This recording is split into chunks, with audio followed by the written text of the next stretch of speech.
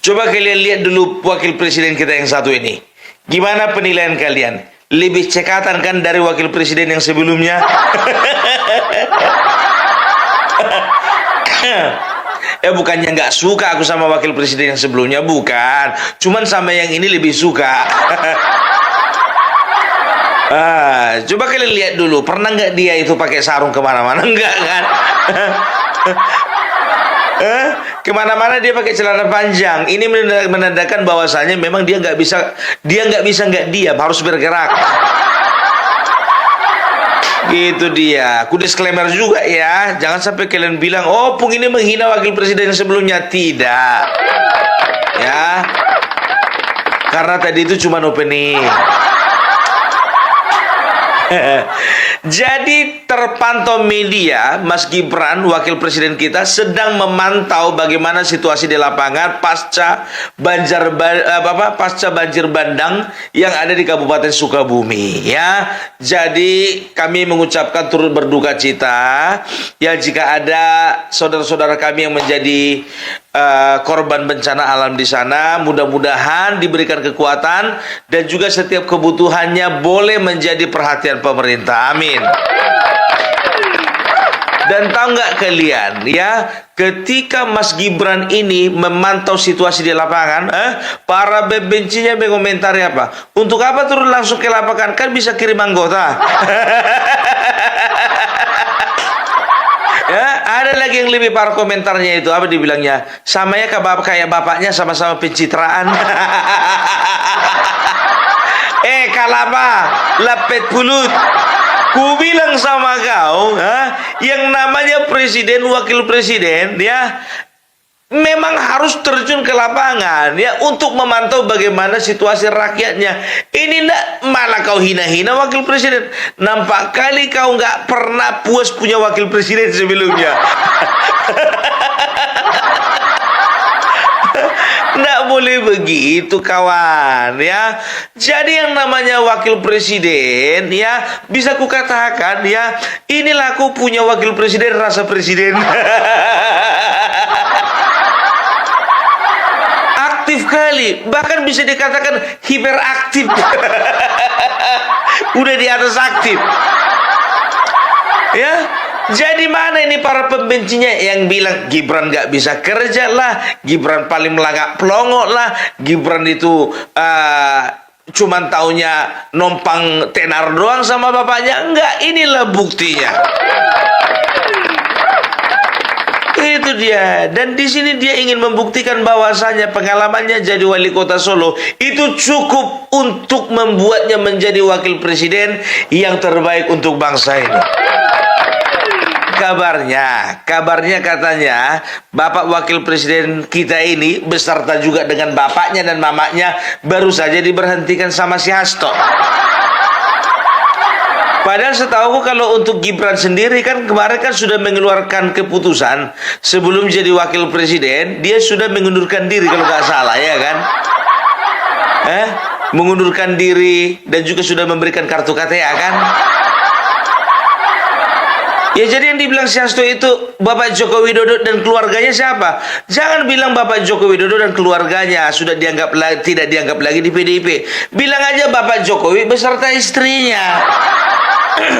Keluarga yang mana? Kaisang dia ketua umum PSI, otomatis istrinya ngikut dia. Gibran kemarin sudah mengundurkan diri dari PDIP, otomatis istrinya ngikut dia. Jangan terlalu dibesar-besarkan lah. Bilang aja Bapak Jokowi dan istrinya sudah tidak dianggap lagi di PDIP. Gitu. Enggak aja si Hasto ini selalu membesar-besarkan yang kecil. Sama kayak Mak Erot. 11-12 sama Mak Erot. Selalu memperbesar yang kecil.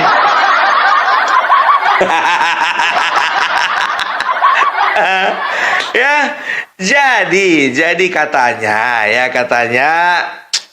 sekarang ini banyak partai yang mengincar orang ini. Ya, Bapak Joko Widodo sendiri ya kan, Gerindra mengincar, PAN mengincar, Golkar mengincar, semuanya mengincar. Itulah dia, biar tahu kalian ya, yang menunjukkan bahwasanya seseorang kalau udah punya kualitas dikejar-kejar, nggak perlu congor besar di depan media. Kami lebih besar daripada Mulyono. Trot. Jadi kalau bisa dikatakan ya, ini khusus kita bicara dengan Mas Gibran dulu ya. Kalau Bapak Joko Widodo kan udah besar, udah bisa menentukan arah pilihan. Kalau Mas Gibran ini kan karena dia masih muda ya, kita kasih masukan lah ya kan. Jadi kan Mas, kalau bisa dikatakan untuk Bapak Joko Widodo beserta juga dengan Mas Gibran ini, arah kemana mereka akan pindah kan belum jelas kan begitu. Walaupun kemarin Golkar itu sudah dalam tanda kutip menguningkan ya Bapak Gibran ya ketika mau mencalonkan diri sebagai presiden. Kalau untuk surat tugas sih sebetulnya partai apapun bisa, walaupun dia bukan kader bisa saja memberikan surat tugas dia untuk menjadi kepala daerah atau kepala negara kan begitu. Jadi begini ya, ada banyak pihak mengatakan bahwasanya Gibran itu sebaiknya masuk Gerindra saja, lebih baik masuk PAN saja, lebih baik masuk Golkar saja kan begitu ya, pasca dia keluar dari PDIP. Jadi begini ya, kalau aku berpendapat Gibran nggak usah di Gerindra. Karena apa? Gerindra itu sudah cukup besar. Itu yang pertama. Loh, maksudnya mumpung partai yang lain nggak cukup besar, pun betul cukup besar, sama-sama cukup besar kan begitu. Yang kedua, ya Gerindra sudah punya wakilnya, yaitu Presiden ya Bapak Prabowo, yang menjadi bagian paling penting dari Gerindra ya. Yang bisa dikatakan ya sudah brandingnya Gerindra itu ya Bapak Prabowo Subianto kan begitu. Jadi sudah ada keterwakilan Gerindra untuk di pemerintahan. Kalau menurutku dia cari partai yang lain saja. Oke, kalau misalnya Bapak Gibran ini mencari partai yang lain, sebaiknya masuk yang mana? Kalau PSI kayaknya nggak mungkin lah, ya kan? Kasar katanya ya PSI bisa dikatakan ya masih terlalu kecil untuk dimasuki seorang Gibran gitu loh. Itu yang pertama. Ya, yang kedua ya ketua umumnya kan adiknya.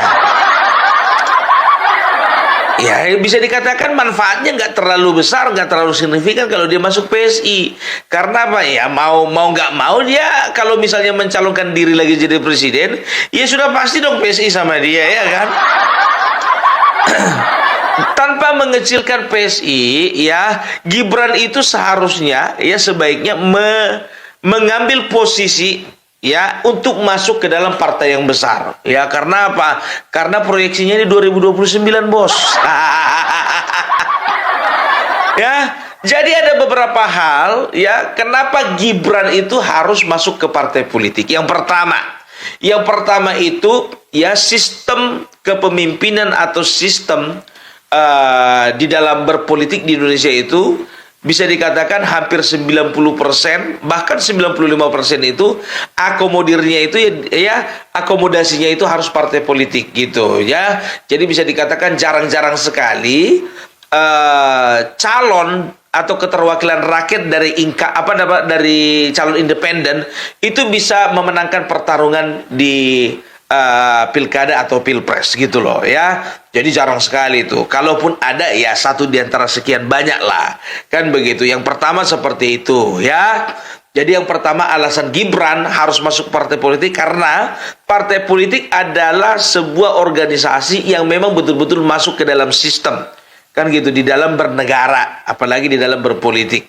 Yang kedua Gibran harus masuk partai politik karena dia tidak boleh lupa bahwasanya ketika dia digait oleh Bapak Prabowo waktu itu ya, dia itu karena dia anaknya presiden, jadi bisa dikatakan punya pengaruh besar atas nama bapaknya kan begitu. Jadi waktu itu kalaupun dia tidak masuk di dalam sebuah partai itu nggak masalah ya. Tapi kalau untuk nextnya ketika dia akan bertarung contohnya di pilpres ataupun sekali lagi menjadi wakil presiden, calon wakil presiden dari Bapak Prabowo ya, untuk meningkatkan nilai bargainingnya itu harus ada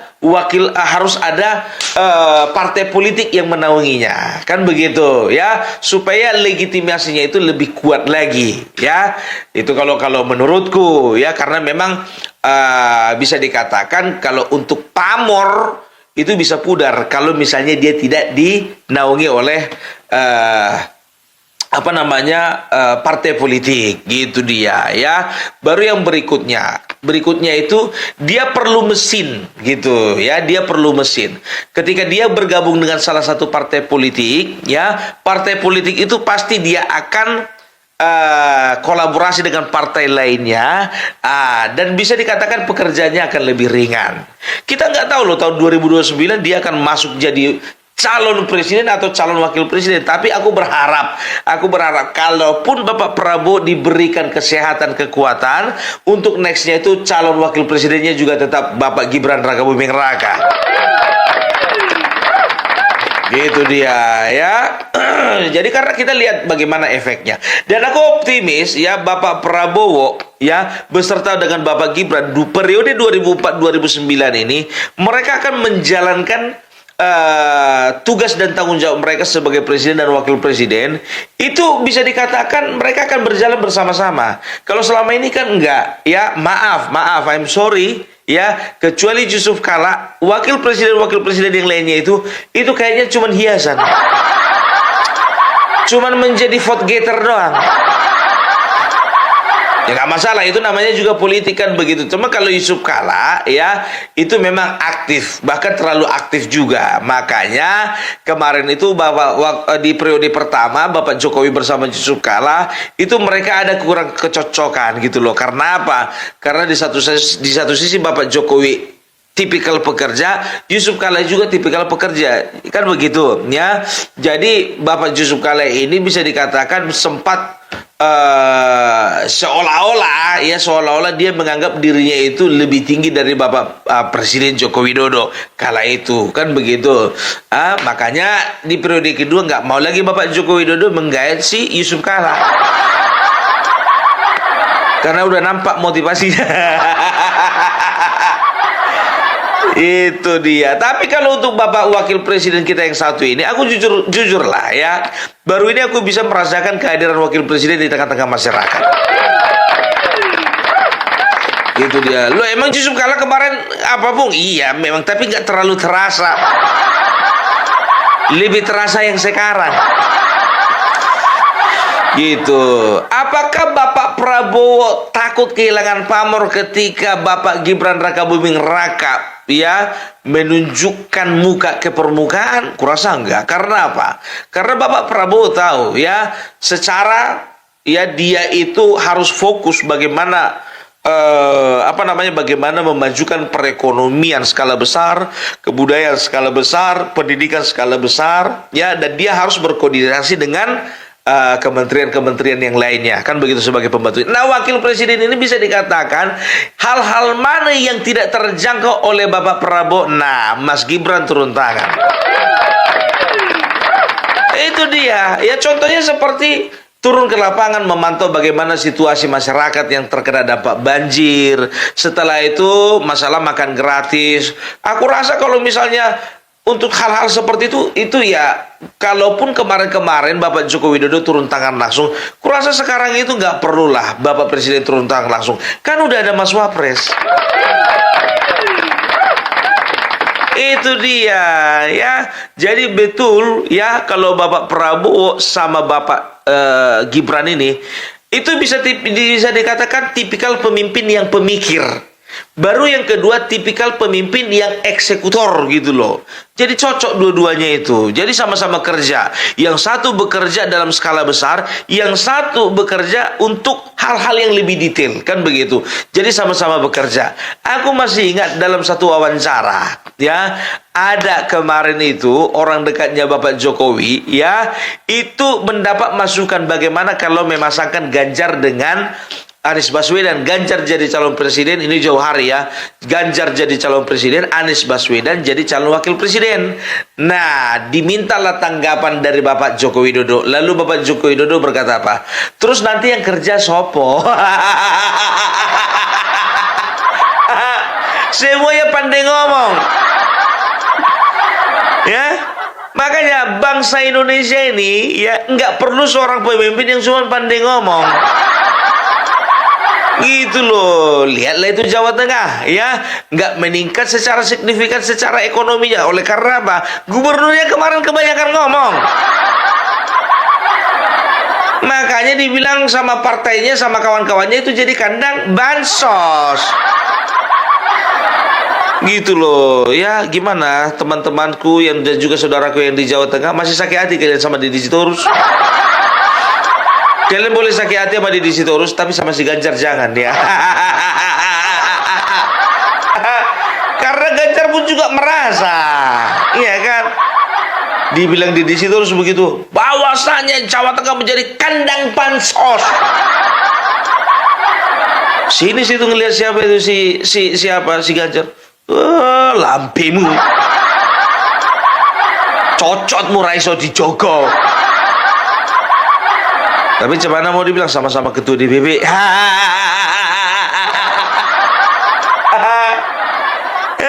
Itu dia. Inilah pembuktian sebetulnya Mas Gibran ini ya. Begitu dia bagaimana dia aktifnya ketika dia menjabat sebagai wakil presiden. Nah, dan inilah sebetulnya jujur aja aku bilang ya. Makanya aku bilang aku lebih suka kawan ini masuk ke partai Golkar. Karena apa? Ya. Jadi kan sekarang kan PDIP itu di posisi ranking pertama di legislatif kan begitu. Posisi kedua itu Golkar, posisi ketiga itu Gerindra, kan begitu. Kalau Gerindra untuk saat ini mungkin kemungkinan besarnya 2029 ya, kalau misalnya tidak ada masalah di pemerintahan Bapak Prabowo Subianto ya, bisa dikatakan Gerindra pun juga akan naik level. ya kalau nggak bisa di ranking pertama, paling tidak ranking kedua. Kan begitu. Nah, ranking keduanya siapa? Ranking keduanya saat ini kan Golkar. Bisa saja dia akan mengambil posisi Partai Golkar menjadi ranking kedua. Nah, sekarang Partai Golkar bagaimana? Yakin aku bilang sama kalian, kalau Golkar merekrut atau Golkar ada Bapak Gibran Rakabuming Raka di dalamnya, yakin aku 2029 mereka akan naik posisi pertama. Posisi pertama sekarang siapa? PDIP. Nah, PDIP di mana sekarang? Kalau bisa sama 2024 ya, tahun 2004 kemarin kita bikin dia masuk posisi ketiga. Itu dia. Ya, jadi bisa dikatakan ya ini sangat besar efeknya kalau Bapak Gibran ini masuk ke dalam Partai Golkar. Saya sangat setuju karena apa? Partai Golkar itu bukan partai persorangan kayak yang dibilang Bapak Jokowi. Iya kan? Bagaimana Pak tanggapan Bapak setelah diberhentikan, ditanya wartawan kan, setelah diberhentikan dari partai PDIP? Ya itu kan partai perseorangan. Ya kalau partai perorangan ya apa kata Ibu Ketu, nggak perlu dibicarakan di musyawarahkan, ya udah berhenti, maju naik. Suka-sukanya lah sih itu kan begitu kan. Ya jadi kalau Golkar enggak, kalau Golkar itu bisa dikatakan ya asasnya itu asas gotong royong. Ya, tidak ada saham pribadi di situ, ya. Beda dengan Gerindra. Kalau bisa dikatakan yang saham-saham pribadi itu ya seperti Gerindra, PDIP, Perindo. Nah, itu partai dengan saham-saham pribadi itu, kan begitu, ya. Tapi kalau misalnya seperti Golkar, PAN, ya, itu bisa dikatakan ya mereka itu lebih terbuka dengan dengan ide daripada kader-kadernya. Makanya nggak menutup kemungkinan kalau PAN nanti juga bisa menjadi partai yang besar. Itu ya karena gini, rakyat udah muak dengan sistem kekuasaan yang otoriter, apa sih namanya? Otoritarian. Kalau yang tadi pura-puranya aku udah. Ya, jadi otoriter gitu loh. Kalau bisa dikatakan PDIP kan begitu. A kata Ibu Ketum ya A, B kata Ibu Ketum ya B. Makanya susah di sana gitu. Yang lainnya itu cuma petugas partai dan semuanya itu bertanggung jawab dan berkewajiban untuk menyenangkan Ibu Ketum. banyak kali cerita umum. Tanya sendiri sama Arteria Dahlan, dia yang bilang kayak gitu kemarin. Itu dia, ya. Jadi kalau bisa dikatakan ya biasanya kalau yang seperti itu, ya kalau misalnya ada kedekatan dengan Ibu Ketum, jadi itu barang, kan begitu. Tapi kalau Golkar enggak, ya. Golkar itu enggak. Aku sih sebetulnya kalau secara organisasi, ya, kalau kemarin itu kan karena memang Bapak Joko Widodo ada dalam PDIP, makanya aku milih PDIP. Tapi kalau secara institusi, secara keorganisasian, aku tertarik dengan yang namanya Golkar. Entah nanti 2029 aku pilih Golkar, nggak tahu juga. Ya, itu dia. Ya, kalau bicara tentang konflik partai, ya semuanya itu punya konflik, kan begitu. PDIP pernah ada konflik internal, Golkar punya konflik internal, setelah itu Demokrat punya konflik internal. Tapi kalau Gerindra kayaknya nggak pernah deh. Kayak mana mau dibilang konflik internal? Semuanya ya kan di bawah kuasa Bapak Prabowo, ya kan. Mana ada yang berani? Yang pertama dia jenderal, yang kedua saham dia paling besar.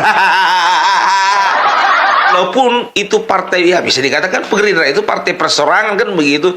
Tapi Bapak Prabowo nggak pernah menunjukkan bahwasanya dia itu harus memaksakan kehendak terhadap para kadernya, tidak. Karena di dalam menjalankan roda partai, aku lihat Bapak Prabowo ini dia itu lebih kepada sinergitas gitu loh. Dengan Dasko iya, dengan Ruslan Rosani iya, dengan Sugiono iya. Pokoknya semuanya itu bisa dikatakan ya lebih kepada dia itu memberdayakan gitu loh.